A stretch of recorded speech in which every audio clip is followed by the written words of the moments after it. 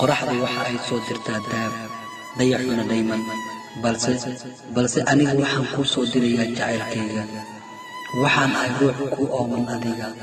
waxaan la liitaa jacaylka aan ku qabo adiga harku dadku harsadaan aniga uma arko harqabow balse waxaan dareemaa xilli kasto in aan u baahanahay harqabow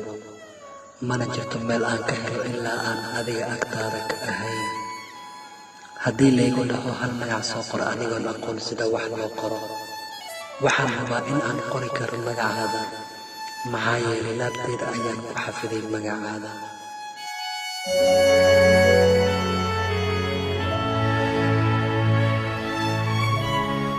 waxaa tahay rajadayda iyo dhammaan riyadayda magacaada ayaan ku xarray oo aan ku qoray qalbigayga waxaan ku sabray jacaylka aan ku qabo qalbigayga runtii dhoola caddayntaada ayaan u xiisaa mar walba waxay hanashadaadu ii tahay horumarka noloshayda horjoogaaguna waa ii naruuro la noolaashahaaduna waa ii nasteexo la'aantaa nolosha wax micnaha iima samaynayso waan ku jeclahay in ka badan inta aan wada jirno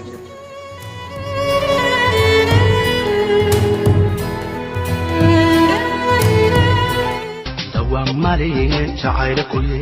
nafta ruuxay doontay u dageeli waaye